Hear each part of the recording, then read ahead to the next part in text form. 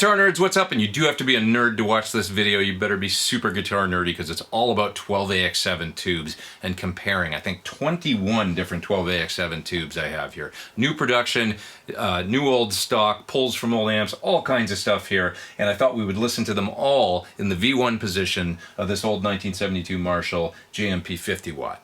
So I dialed it up for a cool mid-gain rock tone, think AC/DC, and what I'm going to do is play my Les Paul into my TC Ditto looper, record a guitar loop, and then I'm going to play that back through the amp and switch out the tube in V1 for every single clip. So you'll get the same guitar riff 21 times, so you're going to hate this guitar playing by the end of this video. And certainly people in the next room will if they can hear it, so maybe you want to listen on headphones. And that brings me to another point. Listen on a good system. Don't listen on a phone, or you're not going to hear the difference between any of these tubes. I'll warn you right now.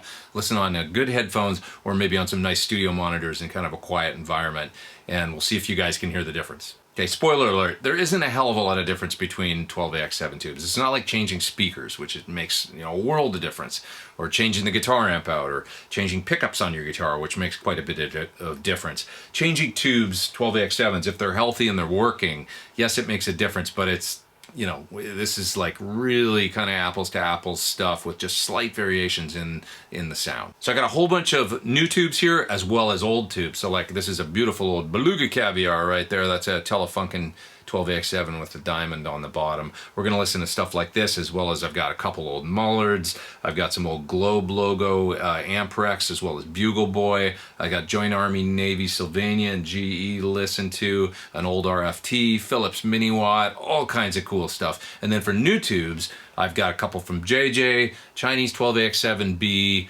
a couple of the newer reissue Mullard offerings, SOVTEK LPS, as well as a really cool new tube, the new 7025 from Electro-Harmonix. So I'm going to record this guitar loop through my TC Ditto looper, so you're hearing the exact same loop over and over and over again 21 times. So put on your headphones, listen close, maybe make some notes, and I will see you on the other side.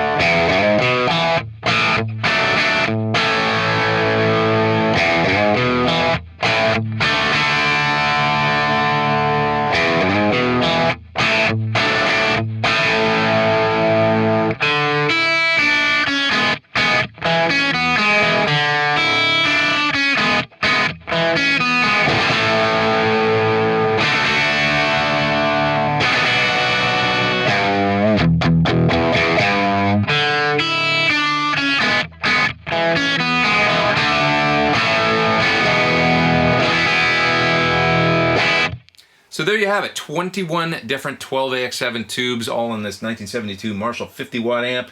Oh, wow. What did you think? Could you hear the difference? How many of you out there? I'll be interested to see in the comments. I know there's going to be some people that are like, that doesn't make any difference at all. And then there's going to be some people that are like, oh, it's a huge difference. I don't think it's a huge difference. I think it's like I said, a marginal difference, but there is a difference between tubes, and I find it interesting. So some of my favorites, anything from Mullard. If it's strong and working well and quiet, they always just sound rich and full. The bottom's great, the mids are great. Just really, when the audiophiles say full soundstage, you know, I think that's what they're talking about. It's just a really rich, full sounding tube. The Amperex stuff, I've always loved the Bugle Boys, and the Globe Logo ones sound great too. Pretty much anything European, the Philips MINIWATT, the RFT, it was probably my least favorite, but it still sounds cool. Now, as far as the US tubes, the RCA, I was kind of like, maybe not so much in this amp, but they're not really known for being great in old Marshalls. I mean, people talk about them in Fenders and stuff. It still sounded good. The Joint Army-Navy Sylvania, I thought sounded great. The Joint Army-Navy GE, not so much. It was kind of thin sounding, sort of reminded me of some of the other new production tubes that were on the lower gain side. So what about the new stuff that I thought sounded good? I think the biggest sleeper is still the old SOVTEK LPS. Great sounding tube. I know they're kind of hard to get. Well, they'll work in a high gain amplifier. You know, they can be microphonic and stuff, and I know they don't work in the second slot in an old Marshall, the cathode follower position. So it can be finicky. But in the phase inverter of old Marshalls, I've thought for years that they work just great. And they sound really good in the first position too, if you can find one that's not microphonic. It's just a really rich, good, full sounding tube. Other ones I like, the new 7025 from EH. That's a terrific sounding tube. A little bit on the lower gain side, a little bit, but the tone is great, like really full and sounds really balanced. And I don't think they have problems with microphonics as much. So that's a really good option too. Underwhelming, both the tubes from JJ I wasn't that crazy about. And the Chinese 12AX7, just pretty good. Just works, decent. So let me know down in the comment section below what you guys thought, what you liked, what you didn't like. Of course, keep in mind, you know, depending on the amp, if you got a Fender amp, a tube that you didn't like as much in this video might work great in an old Fender or a new Fender. But the general sort of tonal characteristics you heard out of the tubes, they should sort of translate. It's just that in an old Fender amp, maybe in a tube that's a little thinner with less bass or something, might be just what you want. Please hit subscribe if you haven't. Hit the little bell beside the subscribe. You will get an alert every time I put out a new video. Thanks for watching, and if you watched this whole video, you are a nerd, and I love it. See you guys real soon.